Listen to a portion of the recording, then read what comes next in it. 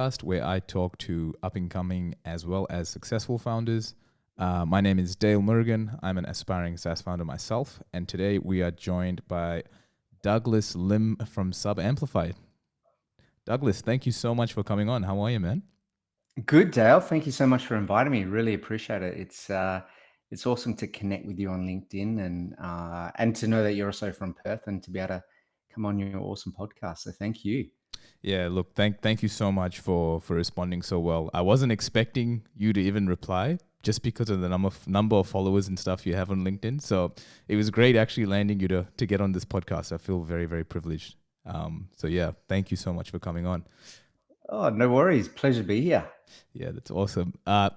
Let's start off with Subamplify. So at a high level, could you tell us what Subamplify does and what is it that you guys are offering? Yeah, great question, Dal. So Subamplify is a subscription e-commerce platform. So it's an all-in-one platform. So what that means is you can literally set up an online store. So if you want to sell anything online, it could be cups, it could be condiments, it could be apparel. You can set up an online store with our platform, take payment, manage customers, manage orders, manage fulfillment, do all that processes that are needed around an online store. But I think with Subamplify, the difference with us is we've got a real focus on subscriptions. So out of the box, the main platform really focuses on subscription. So you can take any product. So say if you sell condiments, you can put it on a subscription, or you might have a subscription box. You can also sell it on your online store through Subamplify. So that's kind of like one part of the platform. And then the other part is we've actually got an app that also plugs into Shopify. So it's on the Shopify App Store. And literally what that does is it takes your online store that could have been built on Shopify, and that we enable you then to take any product that you're selling and turn it into a subscription. So using the condiments model, you could, if you sell that on Shopify, you can also add our app in and then sell that your condiments on a subscription. So we've kind of got two aspects to the platform, but it's a software as a service platform. Okay, that's great. So you've got two parts there. You've actually got your own platform where you can actually go create your own e-commerce store, but it's more around subscriptions. And you also have that Shopify app that integrates with people already using Shopify. That's Okay. correct. Yep. Okay, that's awesome. Look, I'm keen to dig deeper into Subamplify, but before we do that, tell us a bit more about yourself and how you got started. I saw that you actually have started a couple businesses. So I'd love to just hear at a high level how you got into that and what your journey was like from studying in uni to where you are now. Yeah, great question, Dale. So yeah, I grew up, so I'll tell this story. I actually grew up quite poor in an area here called Noramara. And so when I was a kid, my parents didn't have any money for toys or anything like that. So what my dad would do, because we didn't have anything in the house, he would take me to the library, Mirrabooka Library. And so he'd take out a book, I'd play with the toys. And then one day I saw like this book that was kind of sitting outside the bookshelf, and I picked it up, and it had this picture of an old computer, like a computer drawn as a cartoon. And had no idea. I was about 12 at the time. I had no idea what this thing was, what a computer was, but I was intrigued by it. So I took it home. We didn't have a computer. I it was on MS DOS for all the old people, old school people out there. MS DOS. So I read through this book. I memorized all the commands. I learned all the commands. We didn't even have a computer. Then one day our school actually got a computer, and all that time I'd spent learning these commands, I finally got to put into practice, and that kind of set my journey off into learning how to program. So I kind of started off as a kid doing Pascal, good old Pascal, and then went through and learnt .NET and kind of stayed in the programming realm. So that's kind of my background. And then I worked a couple of jobs outside of uni. So worked at Motorola and mainly in software development and testing. Nice. And then, yeah, and then just similar to you, Dale, like when you have a job and then you're kind of like exploring side hustles and all that sort of stuff. Yeah, I went into and started a marketing agency with two other mates, and that was fun. Learned a lot through that process. Uh, but with a marketing agency, you're providing a service. Mm. So you're doing marketing, say for clients, they pay you a fee, a retainer, and you're doing that. But my core passion, my core strength is I grew up doing programming, so I thought, why not? Let's give this. Let's do a SaaS product. And yeah, so after that, kind of we took a little break, and then my wife and I we started an ecom business. This is kind of how we got into Subamplify, and it was a subscription box. Which gave you a crochet project each month. So crocheting is like knitting, except with one hook. And Ah, we formed it in the US, fulfilled it in the US, had like thousands of customers in the US, even though we lived in Australia. So all our operations were over there. what And was that's kind of, the reason for doing that? If you don't mind me asking quickly.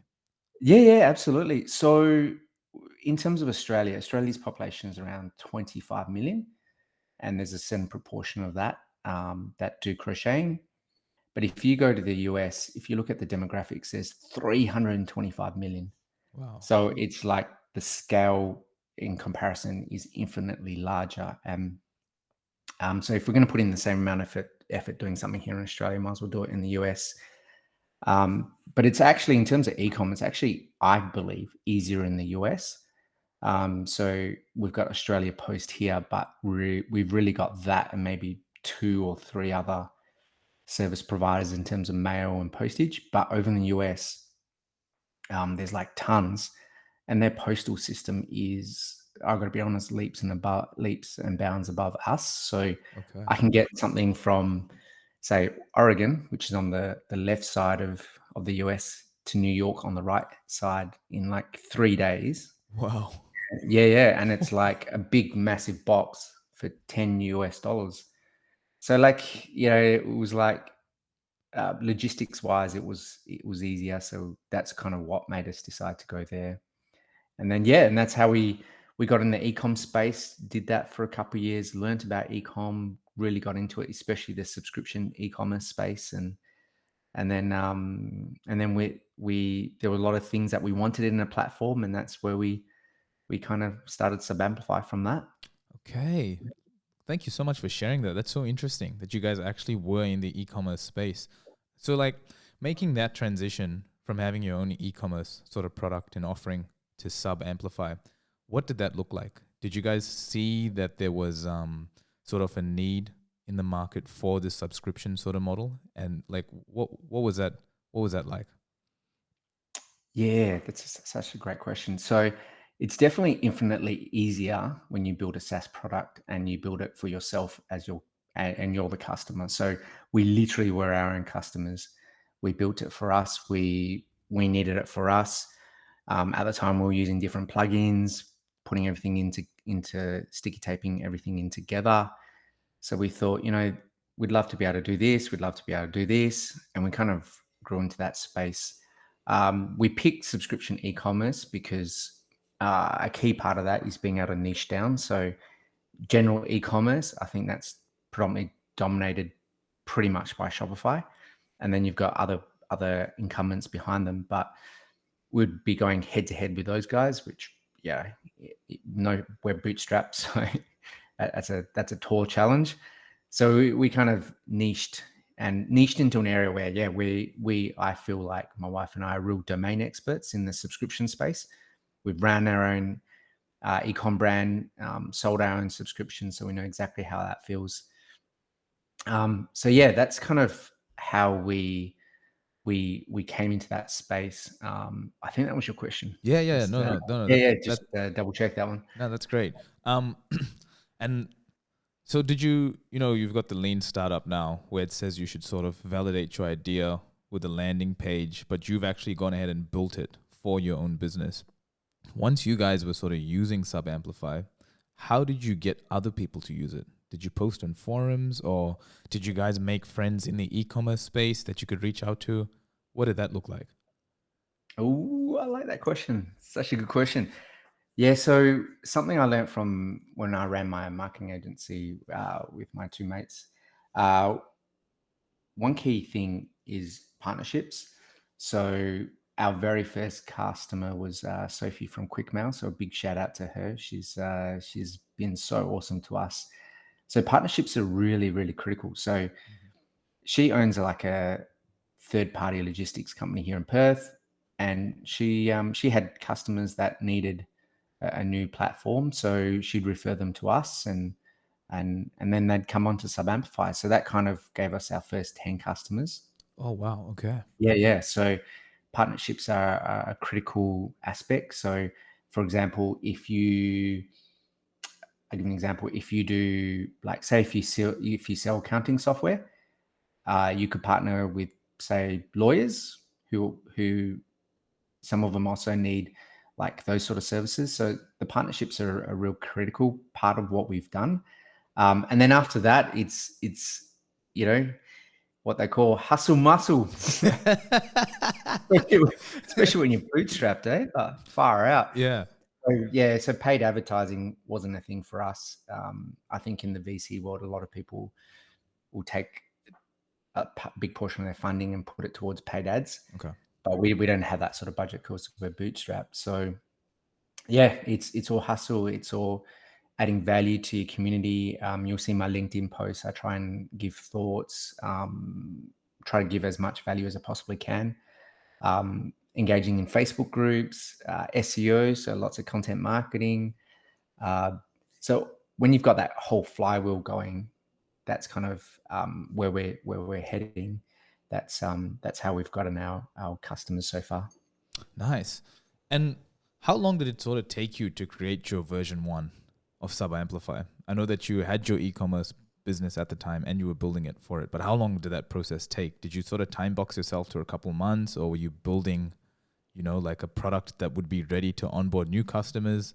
What was that like? Yeah, so the main platform took bootstrap part time. So I've got a co-founder, and he had a job, so we're working together on it. Part time, it took about 2 years to build, Okay. and then we went full time into the Shopify app. That took 4 months. Okay. So yeah, main platform was a lot longer because that was such a massive undertaking. But yeah, the app was a lot quicker because you're already plugging into something that's already been built, so it's a lot quicker. Yeah. And plus, you plug into their APIs and stuff like that. So yeah, that's roughly the time frame of how long it took. Yeah. And during these 2 years, you have a co-founder and you're both working on it. Were you guys getting validation for the market, or did you sort of just know that this would eventually work out? Like what kept you guys going after year one to continue building this product in year two? Yeah, I think honestly, a couple of things. First thing is I needed it, so my wife and I needed it, so that was validation there. Secondly, we've been quite active in a lot of Facebook groups and communities, especially in the subscription world, where we'd seen and spoken to a lot of people where they've got issues with this app on this platform, or this subscription e-commerce platform doesn't do this. And we totally understood what they were saying because we actually had our own ecom brand. So we actually knew exactly what they were talking about.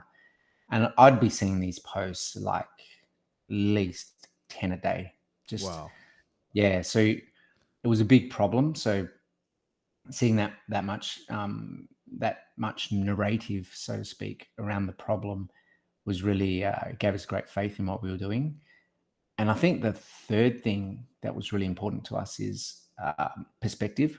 So I think a lot of, and this is kind of, look, I have nothing against the VC world. I think it's awesome. There's a time and place for everything, but I feel like sometimes it's like we give you 10 mil, and you've got to grow as fast as you possibly can. So it's kind of like a 1 year, 2 year thing. Yeah. But inherently, businesses, you're looking at more of a long term 5 year kind of trajectory. So that's why when you talk to a lot of business owners, it's a marathon. It's like 2 to 5 years that you're looking at, and you've got a couple of those sprints in your life. So yeah, that's kind of where my perspective on it was. I knew that, look, 2 years, but we've got something that we're very proud of. One of our customers who was on WooCommerce before was doing about 10 grand a month on WooCommerce. They switched over to us, and now they're doing 130K a month. So, and yeah, Wow. and that's just the same amount of traffic. That's not doing anything different, because the platform focuses a lot on the end customer Yeah. and helps you grow. And so, yeah, so stuff like that really energizes me. Wow, that's amazing.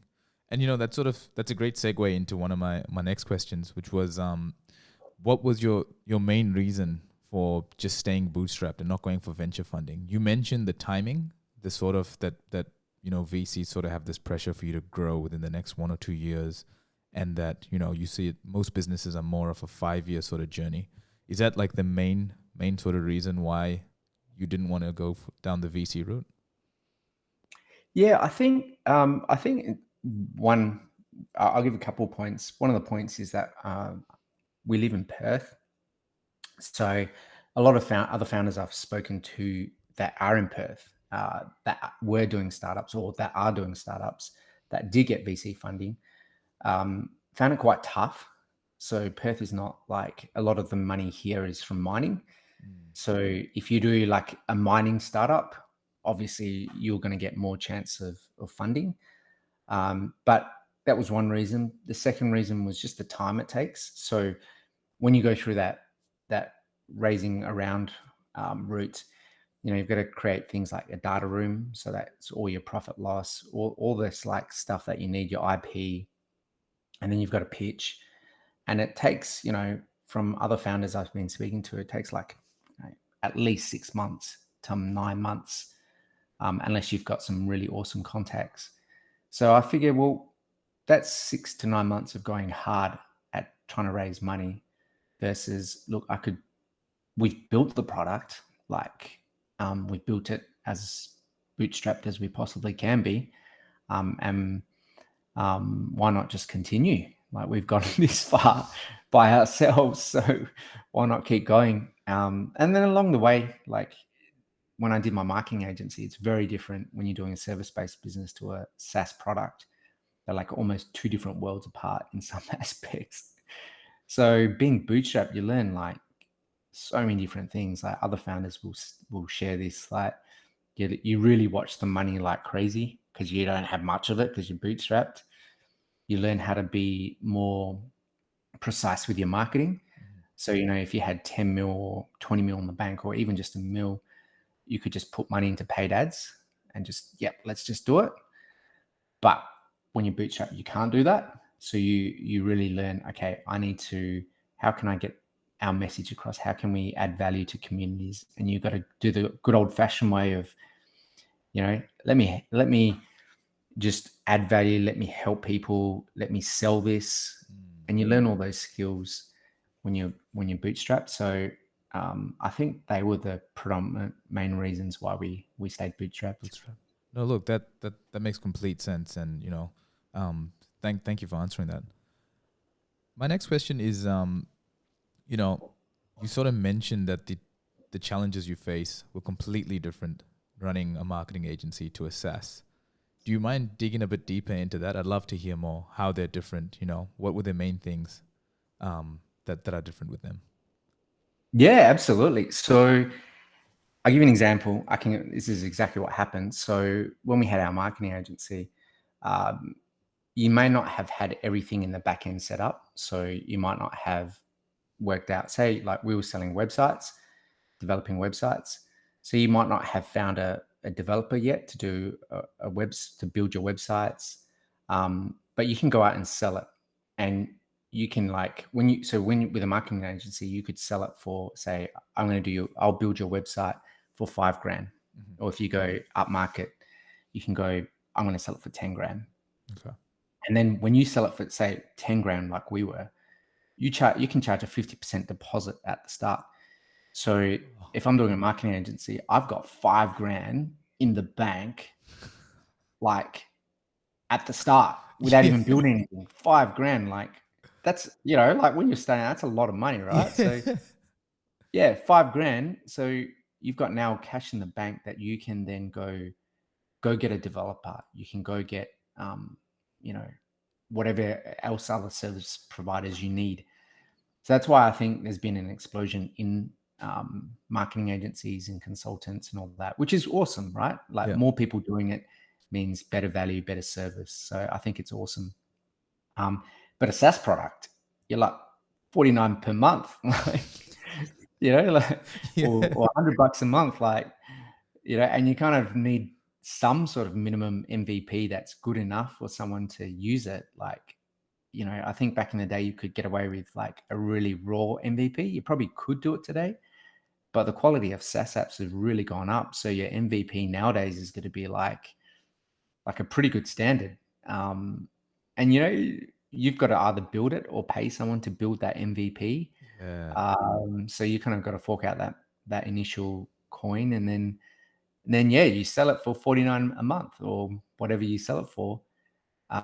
Versus, like I said, 10 grand and getting that 5 grand in. Yeah.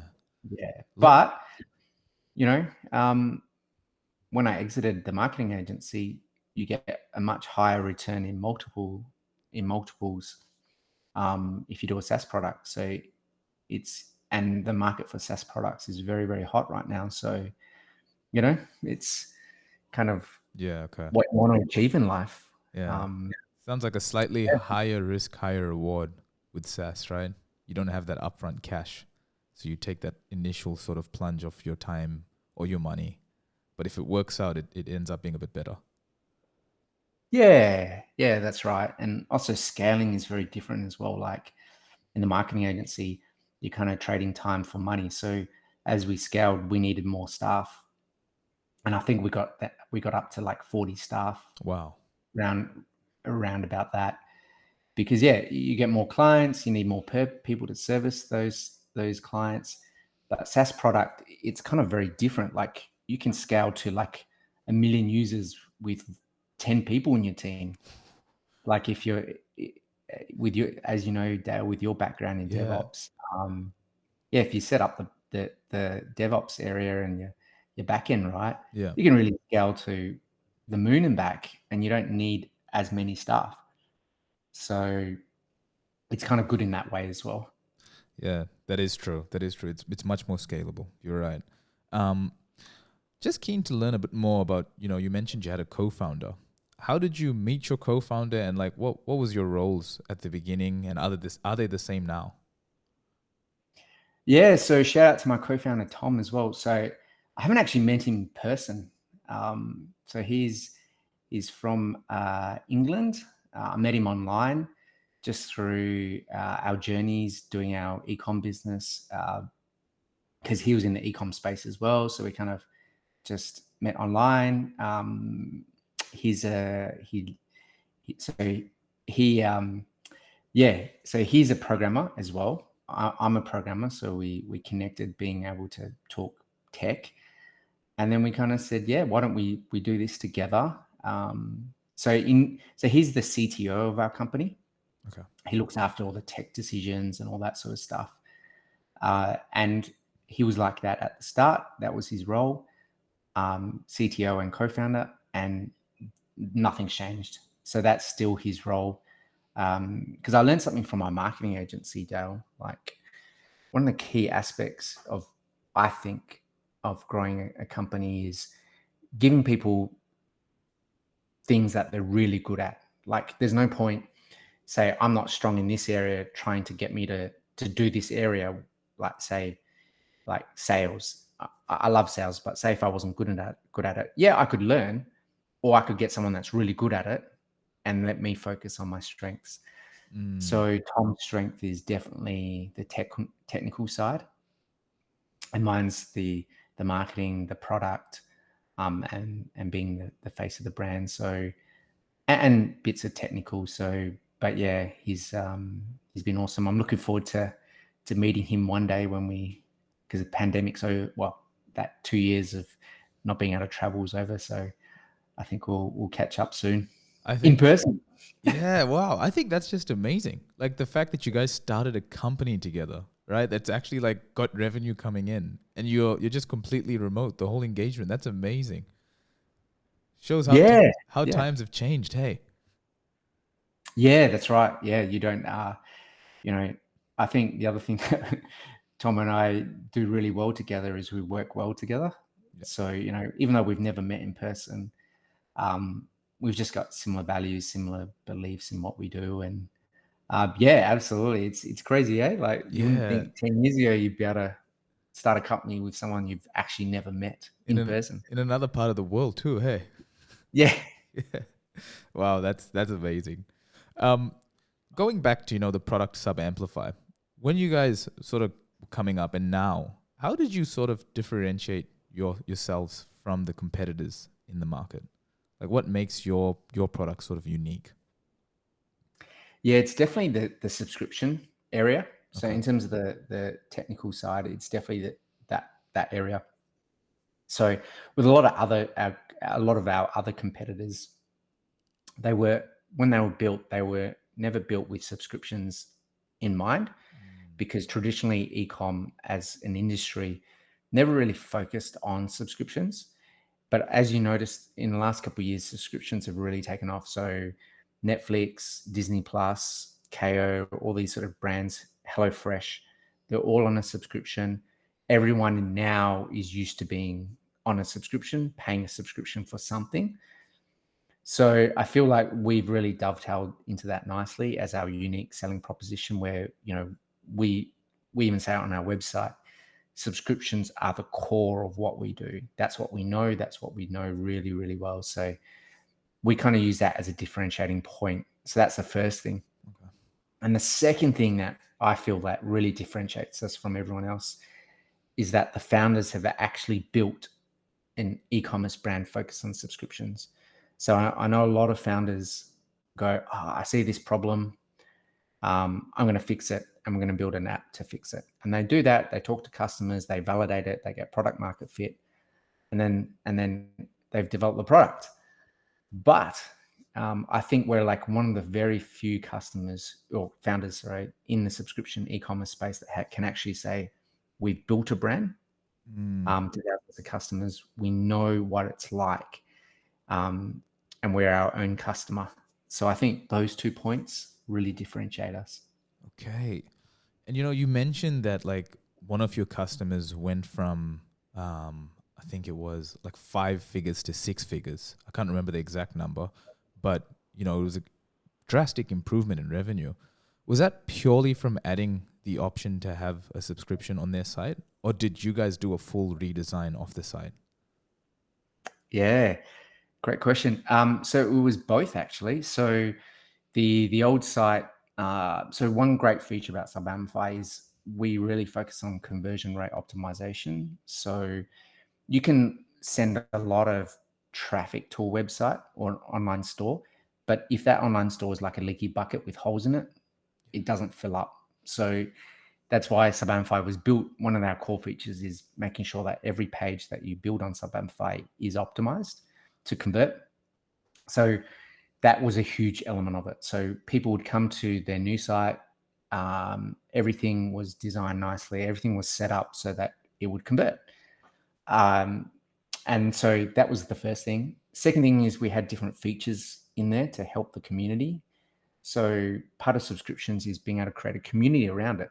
So one thing that we added is the ability to reorder a previous order. So if you buy some things and you've got 20 things in the cart and you want to come back the next month, instead of having to work out what your previous order is and add it all to cart, you can log into your members area through Subamplify, go to a previous order, click reorder, and it takes all those 20 items and puts it back into your cart.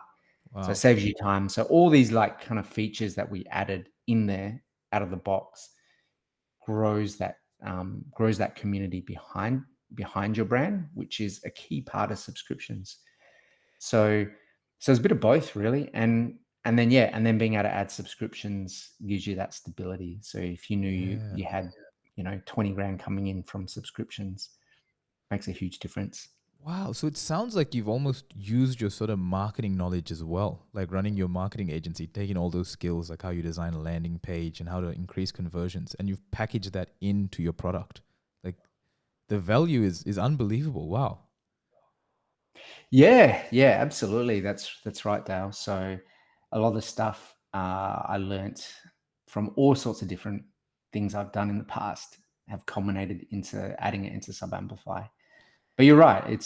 I think, and then you often see me this on LinkedIn. I'll post stuff that I'll think about, that thought processes that I learned from my kids, from my wife, different scenarios, different situations. That stuff I also put into the platform, and I think that's important because yeah, at the end of the day, a SaaS product helps a business's customers at the end of the day. So how can you help their customers? So if you can help their customers, then it adds value to your product. Yeah. So yeah. Wow, that's amazing. Tell us a bit about sort of your how you guys are going at the moment. Like, how many customers do you currently have, or how many have you serviced? Just to get a gauge of where you're at in your journey. Yeah, absolutely. So our Shopify app just launched. Awesome. Got approved, I think, about a week ago, roughly a week and a half. Oh wow, that's fresh. Yeah, yeah, Nice. yeah.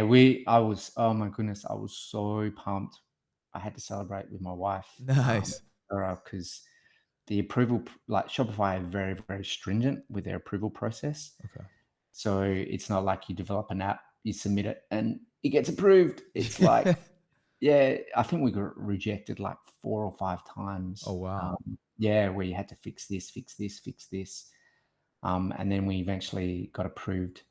So that's been launched, yeah, about a week to a week and a half ago. We've just got our first customer with that. Oh, congratulations. Yeah, yeah, thank you. So I was pretty stoked about that. And we're building up a real flywheel to get more customers on that. So we're pretty stoked about that. And on our main platform, we've got about 30 customers. So Awesome. um, yeah, so it's growing, and yeah, pretty happy with where we're at the moment. No, that's great. And in terms of the actual, the Shopify app, is that a completely do you have like a complete different process for getting customers and spreading awareness of that app, or is it do they kind of just intertwine both of them together?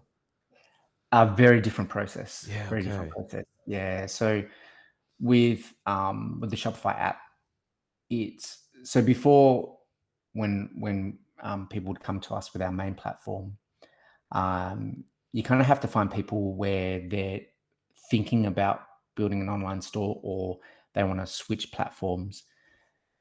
But that's it. That's kind of where you kind of got to find those types of people. But with the Shopify app, we can basically target anyone that we know that already has an online store. Ah, okay. So it's a very different mentality. It's kind of like saying, um, finding people that want to start a business versus finding people that already have a business. You can find the people that have a business because, well, you can see them on the street. They Yeah. have their bricks and mortar stores. They will advertise online. So it's a very different type of market. So yeah, different marketing strategies. Mhm. So we're kind of excited to really get into that and grow both platforms. Wow, that's awesome. That sounds very exciting. You've got two sort of products in the same space, and they're both adding a lot of value. So I'm very very excited for that, and look, very excited to sort of touch base in the future and see how you guys are going. This sounds very exciting. It sounds like it's still very fresh, and I think the outcomes for customers are going to be unbelievable. So very excited to hear that. Yeah, thank you, Dale. Thank you. Yeah, it's we're just at the beginning of our journey. I think our main platform we launched about a year and a half ago. So Yeah, and then we've just literally launched our app. Wow. Um, yeah, a week ago, week and a half ago. So it's all still very fresh, but excited for the journey ahead. Sounds very exciting. Could you tell us a little bit about your current tech stack? What are you guys using at the moment? Yeah, so our current tech stack is our apps are all written in Ruby on Rails. Nice. So Awesome. we use Ruby on Rails, and our backend is AWS. Um, yeah, we use a service called Heroku. Oh, cool. So being for all the non-tech people, um, you can get we use Heroku because at 2 a.m. in the morning, if something goes down, we don't have a specific DevOps engineer to be able to fix it. So it's nice to have peace of mind that they're all looking after it Yep. and managing it, and it's really easy to deploy. So yeah, that's our tech stack. Oh, Look. and Postgres as our database. Oh, okay. Awesome. Yeah. No, great. Thank you so much. I normally just ask that question because a lot of the people I think who listen are in the sort of development space and something they may be curious about. It's something I actually am as well, being a developer. So thanks for sharing. What advice do you have for up and coming SaaS founders?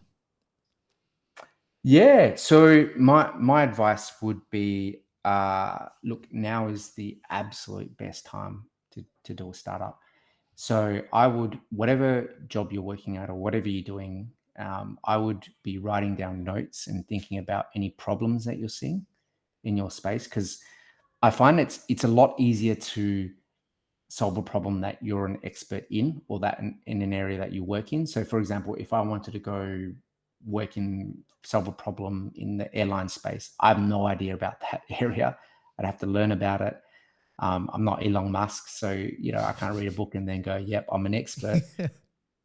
Like, that guy's phenomenal. Oh But no. like, but you can do with whatever area that you're in, right? So you can see what problems they have, and then start finding those pain points, and then start coming up with a solution, and do it on the side. So yeah, now's the absolute best time to do it. That's great. I think that's some great advice. Um, and you've started so many successful companies. Did you always know you wanted to be like a business owner, or is it something you just stumbled into? Like, it's when you were in uni or when you were starting out, did you think like, okay, eventually I'm gonna own my own company, or did it just sort of progress? Yeah, it's a great question, Dale. So for me, it's it's it's really, I've got to be honest, it's my faith journey. So I'm a man of faith, and businesses are just a means to an end, really, for me. So at the end, I have a real passion, I have real faith in God, and my real passion is to do social impact projects, like being able to help eliminate poverty, to help stop, the sex trade, all these sort of stuff that Oh, yeah. my wife and I are really passionate about. But you need money to do these sort of projects, or help invest in other projects that help stop this. So that's always been our passion to do that. It was never to, I don't know, be a billionaire and live life in my private jet, and buy my own island, and which, each to their own, right? But if you want Yeah. to do that, all power to you. I think that's awesome. But for my wife and I, that's not what we want to do. I just, like, you walk past the city and you see people living on the street, and you go, whoa. Or someone being, going through so much, like, you just Mm. think, we could really help these people. So that's kind of why I did what we do. No, What? Yeah. that's awesome. I think that's very inspiring to hear. Using your business, learning these skills, but also for a good cause ultimately at the end. So I think that's great. Anyway, Doug, just wrapping up to the 4 quick questions. Okay, are you ready for them? Yeah, let's do it. Let's do it. Okay, Let's what do it. is Yeah. your daily routine? Ooh. So I will wake up early, probably about 6. In the morning, I'll read my daily devotional. So I'm reading this book by Dallas Jenkins called The Chosen. It's like this devotional book. So I'll Nice. read that. I'll play a couple games of Monopoly Deal with my kids and my wife. Oh, So nice. if you want a really great game, 15, 20 minutes of strategy and learning different things, and it's really fun, Monopoly Deal. So I'll do that. Oh, awesome. I'll give it a And then, go. yeah, and then do the usual stuff, have breakfast, and then get going into work. And then anyone with kids would know this. When it comes 5 o'clock, you got to help cook dinner, bath kids, read, do the homework, read, and then wash up and clean up. And by the time all that's done, it's like 9 o'clock, 9:30. So then after that, I'll just maybe do a little bit more reading or watch something, just mainly basketball. I love the NBA, so I'll catch up on my NBA. Nice. I saw your shots on LinkedIn, man. It is impressive. 3 for 3 Oh, you got. thank you. Yeah. Thank you, Dale. Yeah. So that's kind of my thing that relaxes me. So that'd be my daily routine. Nice. What's your favorite book? Yeah, I'll give two. Okay, go So ahead. first one is the Bible. So that's where I get a lot of inspiration and wisdom, and a lot of my faith comes from. So Awesome. that's the first one. And then the second one would be any book by Jason Fried and the guys from 37 Signals. So they've written like a whole bunch of books. If you're a SaaS founder, you really want to get into those books. Awesome, awesome stuff. Awesome. So yeah, No, that'd be my two things. that's great. Right. And that. If you had to start another business, what would it be? Yeah, so software is my passion. I would love to so with our church, I know we use different. I think the church software is very fragmented Mhm. with what, like, being able to do some of the tasks that you need to run a church. So I'd love to get in that space and yeah, create something in Oh, that space. lovely. Yeah, And what's your favorite thing to do when you're not working? definitely spending time with family. So with my wife and kids, and playing basketball for Oh, sure. I love basketball. So awesome. much fun. Yes, it looks like you're quite good at it. So that's great. Um, One last question I forgot to ask during the actual during the interview is it just you and your co-founder at the moment on the team? Yeah. So yeah, my co-founder and myself and my wife, Okay, and we also have a graphic designer, Alan. So my wife does all the books and works with our accountant awesome. to sort all that side out. And Alan's our designer, graphics guy, and yeah, and then it's myself and Tom. Oh, great. Okay, so four of you at the moment. Yeah, correct. Lovely. All right, look, thank you so much for coming on and setting aside your time this morning. I really appreciate it. I think that this conversation would add tremendous value to the people listening, you know, both up and coming and successful SaaS founders. I really enjoyed this conversation. And where can people, you know, connect with you, find you? How can they get on Subamplify? What's the best way? Yeah, so if you want to get on Subamplify, it's just www.subamplify.com. So all the details on that. You can email me. My email is just douglas@subamplify.com. And the other cool place to catch me on is LinkedIn. So I'm pretty sure if you search Douglas Lim, and I'll pop up with co-founder of Subamplify. So if you find me that way, yeah, send me a friend request and I'll accept, and mention that you're a listener of this awesome show by Dale. Ah, thanks. Uh, yeah, and I'd love to connect with you. So they're the main ways. That's great. And I will definitely say that Douglas's LinkedIn is unbelievable. The amount of value he just gives on there is free is amazing. So I was following him for like a couple months and just engaging with his content because it's so useful before I actually messaged him. So thanks for that, Douglas. Like I think you're doing a tremendous good for the, you know, for the world of startups and up and coming SaaS founders. So we appreciate you. And thanks again for coming on this podcast. Yeah, thank you so much, Dale. Really appreciate it. Thank you. Easy.